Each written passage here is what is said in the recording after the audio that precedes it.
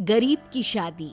शशि की सौतेली माँ ने उसकी शादी की तो बड़े घर में, लेकिन पति कोई काम न करता।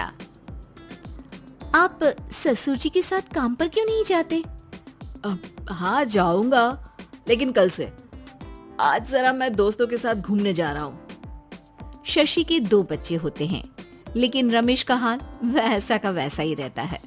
एक दिन, सुनिए ना, बच्चा रो रहा है, इसके दूध के लिए पैसे नहीं है। अरे तो पिताजी से ले लो ना। क्यों? अगर आप में कमाने की क्षमता नहीं थी तो शादी क्यों की? तभी घर आई बड़ी ननद बोल पड़ती है। आहा, तुम्हारी माँ को साफ साफ कह दिया था कि लड़का ना कमाता है ना कभी कमाएगा। हम 4 बहनें हैं इसका ख्याल रखने के लिए, और पिताजी का इतना सारा पैसा, तुम्हें किस चीज की कमी रखी है? लेकिन थोड़े ही सालों में तकदीर बदल जाती है। शशि का ससुराल गरीब हो जाता है। सब बिकने के बाद शशि अपने पति, बच्चे और सास के साथ किराए के मकान में आ जाती है। मैं कोई नौकरी करना चाहती हूँ दीदी। अरे इतने बड़े घर की बहू थी शशि, तुम नौकरी करोगी? नहीं नहीं नहीं नहीं। नहीं करूंगी तो घर कैसे चलेगा? बच्चों को भी तो पालना है ना। तभी शशि का भाई आ जाता है। शशि, ये ले राशन का सामान, किसी भी तरह की कोई भी जरूरत हो तो बताना। भाई, अब मैं नौकरी करूंगी। देख बहन, वैसे तो मैं तेरे साथ हूँ, लेकिन हाँ, मैं ये भी चाहता हूँ कि तू अपने पैरों पर खड़ी हो जा। शशि को एक प्ले स्कूल में छोटे बच्चों को संभालने की नौकरी मिल जाती है। एक दिन, शशि, मेरे स्कूल को अब तुम संभाल लो, मैं कुछ दिनों के लिए अपने बेटे के पास जा रही हूँ। लेकिन प्ले स्कूल अकेले मैंने कभी नहीं संभाला है। अब ये सब मैं नहीं जानती। इतने महीनों में तूने जो देखा, बस पूरे आत्मविश्वास के साथ उसे करना। शशि नीलम के जाने के बाद पूरे 1 महीने उसका स्कूल अकेले संभालती है, और फिर एक दिन आता है जब वो अपना खुद का स्कूल भी खोल लेती है। वाह शशि, तुमने आज मेरा सर गर्व से ऊंचा कर दिया। तुम्हारा यही आत्मविश्वास तुम्हें बहुत आगे ले जाएगा। नीलम, बहुत आगे जाने की चाह नहीं है, बस ये छोटा सा स्कूल मेरे बच्चों की अच्छी शिक्षा में मेरी मदद करे, यही मैं चाहती हूँ। शशि थोड़े थोड़े पैसों से ही अपना परिवार पाल रही थी।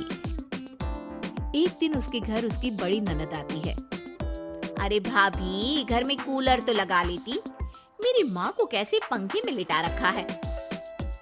अरे तो शशि कौन सा एसी लगा कर सो रही है, वो भी तो यहीं रहती है ना मेरे पास।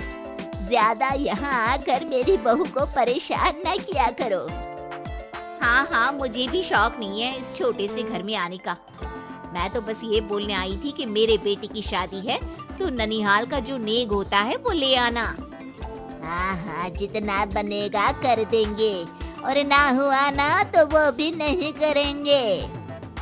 तभी शशि बोल पड़ती है।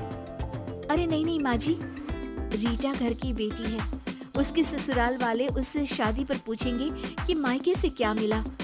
रीटा, तुम मुझे सामान की लिस्ट भेज देना, मैं पूरी कोशिश करूंगी कि तुम्हारी हर डिमांड को पूरा करें। अच्छा, मैं खाना लगाती हूँ। शशि ये बोलकर किचन में चली जाती है। धीरे धीरे कर शशि किसी न किसी तरह अपनी सारी ननदों की डिमांड भी पूरी करती, बच्चों की ख्वाहिशें भी, और उनकी पढ़ाई के लिए पैसे जोड़ती। एक दिन जब शशि का बेटा 12वीं पास करके आता है। माँ, अब तुझे काम करने की जरूरत नहीं है, मैं अब कोई ना कोई नौकरी करके पढ़ाई भी साथ कर लिया करूँगा। शशि को लगता है कि बेटा और आगे पढ़ाई करे, लेकिन वक्त की मार के कारण वो बेटे को काम के लिए हाँ कर देती है। अब बेटा एक बैंक में चपरासी बन जाता है। लड़का देखने में तो बड़ा अच्छा है, अंग्रेजी भी पटर पटर बोलता है, फिर चपरासी क्यों? लड़का सारी बात मैनेजर को बता देता है। अच्छा, तो मैं तुझे एक मौका देता हूँ, तू यहाँ रहकर दूसरे डिपार्टमेंट का भी काम सीख। अगर तू किसी एक का भी काम अच्छे से सीख गया तो मैं तुझे यहाँ टेबल चेयर में बैठने वाली नौकरी दे दूंगा। लेकिन एक दिन शशि की ननद उसे फोन करती है। अरे भाभी, देखो मायका तो मेरा तुम लोगों से ही है। मैंने आपके बेटे और मेरे भतीजे प्रदीप के लिए यहाँ एक नौकरी देखी है, पूरे 5,000 मिलेंगे। वैसे करता ही क्या है, चपरासी ही तो है ना। कोई बात नहीं रीटा, मैं उसे इस शहर के बाहर नहीं भेजना चाहती हूँ। बाकी वो शाम को आएगा तो मैं पूछ लेती हूँ। वहीं प्रदीप मैनेजर की बात से खुश हो जाता है और मैनेजर के काम पर ही नजर रखने लगता है। वो उनकी तरह के पेपर पढ़ता, काम करता और आने वाले लोगों की बातें सुनता। एक दिन बैंक में ऑडिट वाले आते हैं। ये गलत है, पूरी बैलेंस शीट नहीं मिल रही है, कहीं ना कहीं गड़बड़ है। ए मैनेजर, क्या करते हो?